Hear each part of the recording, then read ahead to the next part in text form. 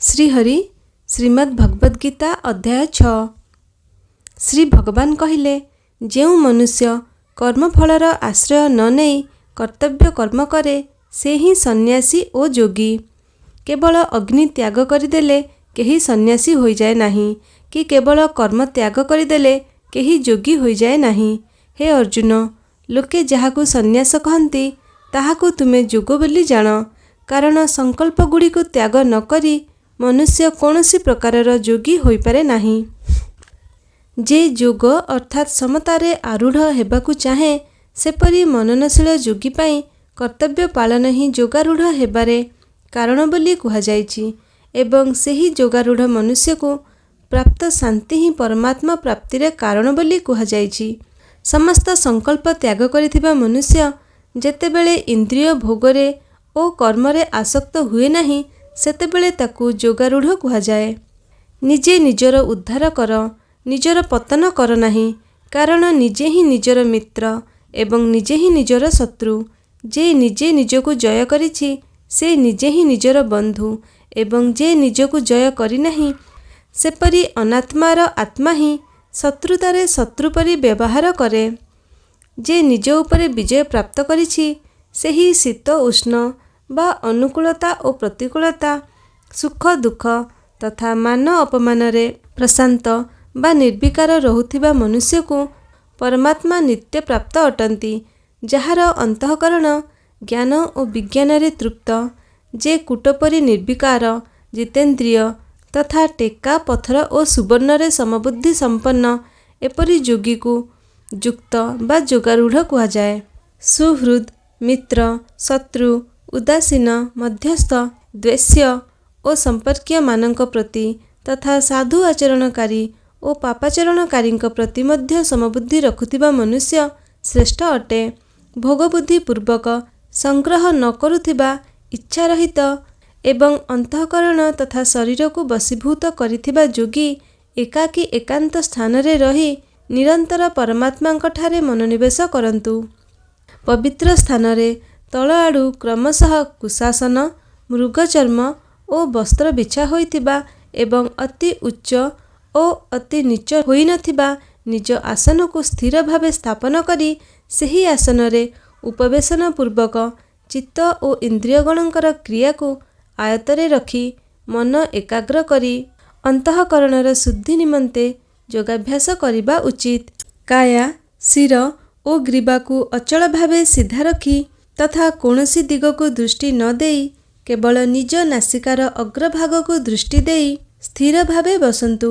जहांकर अंतःकरण शांत, जे भय रहित और ब्रह्मचर्य व्रतरे स्थित एपरि सावधान जोगी मन संयम पूर्वक मोठारे चित्त निविष्ट करी मत्परायण होई बसंतु। एही रूपे सदासर्वदा परमात्मा ठारे मनोनिवेश करी नियतमना जोगी मोठारे सम्यक रूपे स्थित निर्वाण परमा शांति को प्राप्त होती। हे अर्जुन, अधिक खाउथिबा ओ आदौ खाउ नथिबा तथा अधिक शोउथिबा ओ आदौ शोउ नथिबा व्यक्तिर एही जोग सिद्ध हुए नहीं। एही दुखनाशक जोग यथोचित आहार विहार करुथिबा, कर्मरे यथायोग्य चेष्टा करुथिबा ओ यथोचित शयन जागरण करुथिबा व्यक्तिर ही सिद्ध हुए। वशीकृत चित्त जेतेबेले निज स्वरूप रे ही स्थित हो जाए एवं स्वयं समस्त पदार्थर निस्पृह हो जाए सेतेबेले ताकू जोगी कुहा जाए। निस्पंद वायुरे दीपशिखा जेपरि निश्चल रहे योगाभ्यासरत संयत चित्त जोगी मानक चित्त पाई सेहीपरि उपमा दिया जाइछि। योगाभ्यास द्वारा निरुद्ध चित्त जेउ अवस्थारे उपरत हो जाए तथा जेउ अवस्थारे स्वयं जोगी निज द्वारा निजको दर्शन करी निजठारे संतुष्ट हो जाए आत्यंतिक अतीन्द्रिय और बुद्धिग्राह्य सुख को से जेउ अवस्थारे अनुभव करे एवं जेउ सुखरे स्थित होई ध्यानयोगी आउ केबे तत्वतः विचलित हुए नहीं। जेउ लाभ मिलीगले ताठारु अधिक अन्य कौनसी लाभ थिबार से मने करे नहीं एवं जेउथिरे स्थित हेबा परे ताकू महादुखरे मध्य विचलित करा जाई पारे नहीं। जेउथिरे दुख संजोगर वियोग हुए ताहाकू जोग बोली जानिबा उचित। सेही ध्यान जोग अधैर्य चित्त न होई दृढ़ निश्चय पूर्वक अभ्यास करिबा उचित। ସଂକଳ୍ପଜନିତ ସମସ୍ତ କାମନା ସମ୍ପୂର୍ଣ୍ଣ ପରିତ୍ୟାଗ କରି ଓ ମନ ସାହାଯ୍ୟରେ ଇନ୍ଦ୍ରିୟଗଣଙ୍କୁ ସବୁ ଦିଗରୁ ନିବୃତ୍ତ କରି ଧୈର୍ଯ୍ୟଯୁକ୍ତ ବୁଦ୍ଧି ଦ୍ୱାରା ସଂସାରରୁ ଧୀରେ ଧୀରେ ଉପରତ ହୋଇଯାଅ ଏବଂ ମନ ଓ ବୁଦ୍ଧିକୁ ପରମାତ୍ମା ସ୍ୱରୂପରେ ସମ୍ୟକ୍ ଭାବେ ସ୍ଥାପନ କରି କିଛି ବି ଚିନ୍ତନ କର ନାହିଁ।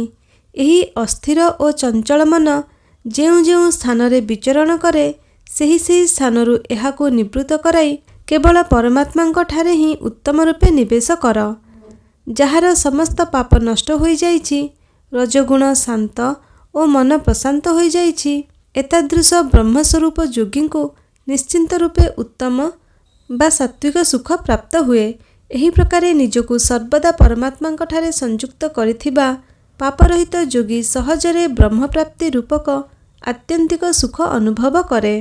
ସର୍ବତ୍ର ନିଜର ସ୍ୱରୂପକୁ ଦର୍ଶନ କରୁଥିବା ଓ ଧ୍ୟାନ ଯୋଗରେ ଅନ୍ତଃକରଣକୁ ନିମଜ୍ଜିତ କରିଥିବା ସାଂଖ୍ୟଯୋଗୀ ସମସ୍ତ ପ୍ରାଣୀଙ୍କ ଠାରେ ନିଜର ସ୍ୱରୂପକୁ ସ୍ଥିତ ଦେଖେ ଏବଂ ସମସ୍ତ ପ୍ରାଣୀଙ୍କୁ ନିଜ ସ୍ୱରୂପରେ ସ୍ଥିତ ଦେଖେ। ଯେଉଁ ଭକ୍ତ ସମସ୍ତଙ୍କ ଠାରେ ମୋତେ ଦର୍ଶନ କରେ ଏବଂ ମୋ ଠାରେ ସମସ୍ତଙ୍କୁ ଦର୍ଶନ କରେ, ତା ପାଇଁ ମୁଁ ଅଦୃଶ୍ୟ ନୁହେଁ କି ସେ ମୋ ପାଇଁ ଅଦୃଶ୍ୟ ନୁହେଁ। ମୋ ଠାରେ ଅଭିନ୍ନ ଭାବରେ ସ୍ଥିତ ଯେଉଁ ଭକ୍ତିଯୋଗୀ ସମସ୍ତ ପ୍ରାଣୀଙ୍କ ଠାରେ ସ୍ଥିତ ମୋତେ ଭଜନ କରେ, ସେ ସବୁ ପ୍ରକାର ବ୍ୟବହାର ବା କାର୍ଯ୍ୟକଳାପ କରୁଥିଲେ ମଧ୍ୟ ମୋ ଠାରେ ହିଁ ସବୁକିଛି କରେ, ଅର୍ଥାତ୍ ସେ ସର୍ବଥା ମୋ ଠାରେ ହିଁ ସ୍ଥିତ। ହେ ଅର୍ଜୁନ, ଯେଉଁ ଭକ୍ତ ନିଜ ଶରୀରର ଉପମା ଦେଇ ସର୍ବତ୍ର ମୋତେ ସମାନ ଦେଖେ ଏବଂ ସୁଖ ଓ ଦୁଃଖକୁ ସମଜ୍ଞାନ କରେ, ତାକୁ ପରମଯୋଗୀ ମନେ କରାଯାଇଛି। ଅର୍ଜୁନ କହିଲେ, ହେ ମଧୁସୂଦନ, ଆପଣ ଏ ଯେଉଁ ସମତାପୂର୍ବକ ଯୋଗ କଥା କହିଲେ, ମନ ଚଞ୍ଚଳ ହୋଇଥିବାରୁ ମୁଁ ଏହି ଯୋଗର ସ୍ଥିର ସ୍ଥିତି ଦେଖୁନାହିଁ। କାରଣ ହେ କୃଷ୍ଣ, ମନ ଅତି ଚଞ୍ଚଳ, ପ୍ରମଥନଶୀଳ, ଦୃଢ଼, ଜିଦଖୋର ଓ ବଳବାନ। ତାହାକୁ ନିଗ୍ରହ କରିବା ବାୟୁକୁ ନିଗ୍ରହ କରିବା ପରି ମୁଁ ଅତ୍ୟନ୍ତ ଦୁଷ୍କର ମନେ କରୁଛି। ଶ୍ରୀ ଭଗବାନ କହିଲେ, ହେ ମହାବାହୁ, ଏ ମନ ବଡ଼ ଚଞ୍ଚଳ ଏବଂ ଏହାକୁ ନିଗ୍ରହ କରିବା ମଧ୍ୟ ଅତି କଠିନ। ତୁମର ଏହି ଉକ୍ତି ସମ୍ପୂର୍ଣ୍ଣ ଠିକ୍। ମାତ୍ର ହେ କୁନ୍ତୀନନ୍ଦନ, ଅଭ୍ୟାସ ଓ ବୈରାଗ୍ୟ ଦ୍ୱାରା ଏହାକୁ ନିଗ୍ରହ କରାଯାଏ। ଯାହାର ମନ ସମ୍ପୂର୍ଣ୍ଣ ବଶୀଭୂତ ନୁହେଁ, ତା ଦ୍ୱାରା ଯୋଗପ୍ରାପ୍ତ ହେବା କଠିନ। କିନ୍ତୁ ମୋ ମତରେ ଉପାୟପୂର୍ବକ ଯତ୍ନ କରୁଥିବା ଓ ମନକୁ ବଶୀଭୂତ କରିଥିବା ସାଧକକୁ ଯୋଗପ୍ରାପ୍ତି ହୋଇପାରେ। ଅର୍ଜୁନ କହିଲେ, ହେ କୃଷ୍ଣ, ଯାହାର ସାଧନାରେ ଶ୍ରଦ୍ଧା ଥିଲେ ମଧ୍ୟ ପ୍ରଯତ୍ନ ଶିଥିଳ, ସେ ଯଦି ଅନ୍ତକାଳରେ ଯୋଗରୁ ବିଚଳିତ ମନା ହୋଇଯାଏ, ତେବେ ଯୋଗସିଦ୍ଧି ପ୍ରାପ୍ତ କରିନପାରି ସେ କେଉଁ ଗତି ଲାଭ କରେ? ହେ ମହାବାହୁ, ସଂସାର ଆଶ୍ରୟ ବିରହିତ ଓ ପରମାତ୍ମା ପ୍ରାପ୍ତି ମାର୍ଗରେ ମୋହିତ ଅର୍ଥାତ୍ ବିଚଳିତ, ଏହି ରୂପେ ଉଭୟ ଦିଗରୁ ଭ୍ରଷ୍ଟ ହୋଇଥିବା ସାଧକ ଛିନ୍ନ ବିଚ୍ଛିନ୍ନ ବାଦଲ ଖଣ୍ଡ ପରି ନଷ୍ଟ ହୋଇଯାଏ ନାହିଁ ତ? ହେ କୃଷ୍ଣ, ମୋର ଏହି ସନ୍ଦେହ ମୋଚନ କରିବା ପାଇଁ ଆପଣ ହିଁ ସମର୍ଥ, କାରଣ ଆପଣଙ୍କ ବ୍ୟତୀତ ଅନ୍ୟ କେହି ଏହି ସଂଶୟ ମୋଚନ କରିପାରିବେ ନାହିଁ। ଶ୍ରୀ ଭଗବାନ କହିଲେ, ହେ ପୃଥାନନ୍ଦନ, ତାହାର ଇହଲୋକରେ ଓ ପରଲୋକରେ କେଉଁଠି ହେଲେ ବିନାଶ ହୁଏ ନାହିଁ। କାରଣ ହେ ପ୍ରିୟ, କଲ୍ୟାଣକାରୀ କର୍ମ କରୁଥିବା କୌଣସି ମନୁଷ୍ୟ ଦୁର୍ଗତି ପ୍ରାପ୍ତ ହୁଏ ନାହିଁ। ସେହି ଯୋଗଭ୍ରଷ୍ଟ ପୁଣ୍ୟକର୍ମାମାନଙ୍କର ସ୍ୱର୍ଗାଦି ଲୋକକୁ ପ୍ରାପ୍ତ ହୋଇ ଓ ସେଠାରେ ବହୁ ବର୍ଷ ପର୍ଯ୍ୟନ୍ତ ରହି ପୁନର୍ବାର ଏଠାରେ ଶୁଦ୍ଧ ମମତାରହିତ ଶ୍ରୀମନ୍ତଙ୍କ ଘରେ ଜନ୍ମଲାଭ କରେ, ଅଥବା ବୈରାଗ୍ୟବାନ ଯୋଗଭ୍ରଷ୍ଟ ଜ୍ଞାନବାନ ଯୋଗୀମାନଙ୍କ କୂଳରେ ହିଁ ଜନ୍ମ ନିଏ। ଏପରି ଜନ୍ମ ସଂସାରରେ ନିଶ୍ଚିନ୍ତ ରୂପେ ଅତ୍ୟନ୍ତ ଦୁର୍ଲଭ। ହେ କୁରୁନନ୍ଦନ, ସେଠାରେ ସେହି ଯୋଗଭ୍ରଷ୍ଟକୁ ପୂର୍ବଜନ୍ମକୃତ ସାଧନ ସମ୍ପତ୍ତି ଅନାୟାସରେ ହିଁ ପ୍ରାପ୍ତ ହୁଏ। ତାହାଦ୍ୱାରା ସେ ସାଧନାରେ ସିଦ୍ଧି ନିମନ୍ତେ ପୁନର୍ବାର ବିଶେଷ ଭାବେ ପ୍ରଯତ୍ନ କରେ। ସେ ଭୋଗ ପରବଶ ହୋଇଥିଲେ ମଧ୍ୟ ପୂର୍ବଜନ୍ମକୃତ ଅଭ୍ୟାସ ବା ସାଧନା ଯୋଗୁଁ ପରମାତ୍ମାଙ୍କ ଆଡ଼କୁ ଆକର୍ଷିତ ହୋଇଯାଏ। କାରଣ ଯୋଗର ବା ସମତାର ଜିଜ୍ଞାସୁ ମଧ୍ୟ ବେଦବର୍ଣ୍ଣିତ ସକାମ କର୍ମକୁ ଅତିକ୍ରମ କରିଯାଏ। ମାତ୍ର ଯେଉଁ ଯୋଗୀ ପ୍ରଯତ୍ନପୂର୍ବକ ଚେଷ୍ଟା କରୁଛି ଓ ଯାହାର ପାପ ନଷ୍ଟ ହୋଇଯାଇଛି ତଥା ଯେ ଅନେକ ଜନ୍ମ ଦ୍ୱାରା ସିଦ୍ଧ ହୋଇଯାଇଛି, ସେ ପରମଗତି ପ୍ରାପ୍ତ ହୁଏ। ମୋ ମତରେ ସକାମ ଭାବଯୁକ୍ତ ତପସ୍ୱୀମାନଙ୍କ ଠାରୁ ମଧ୍ୟ ଯୋଗୀ ଶ୍ରେଷ୍ଠ, ଜ୍ଞାନୀମାନଙ୍କ ଠାରୁ ମଧ୍ୟ ଯୋଗୀ ଶ୍ରେଷ୍ଠ ଏବଂ କର୍ମୀମାନଙ୍କ ଠାରୁ ମଧ୍ୟ ଯୋଗୀ ଶ୍ରେଷ୍ଠ। ତେଣୁ ହେ ଅର୍ଜୁନ, ତୁମେ ଯୋଗୀ ହୁଅ। ସମସ୍ତ ଯୋଗୀଙ୍କ ମଧ୍ୟରେ ବି ଯେଉଁ ଶ୍ରଦ୍ଧାବାନ ଭକ୍ତ ମଦ୍ଗତମନା ହୋଇ ମୋର ଭଜନ କରେ, ମୋ ମତରେ ସେ ସର୍ବଶ୍ରେଷ୍ଠ ଯୋଗୀ। ଏହି ପ୍ରକାରେ ଶ୍ରୀକୃଷ୍ଣାର୍ଜୁନ ସମ୍ବାଦରେ ଆତ୍ମସଂଯମ ଯୋଗ ନାମକ ଷଷ୍ଠ ଅଧ୍ୟାୟ ପୂର୍ଣ୍ଣ ହେଲା।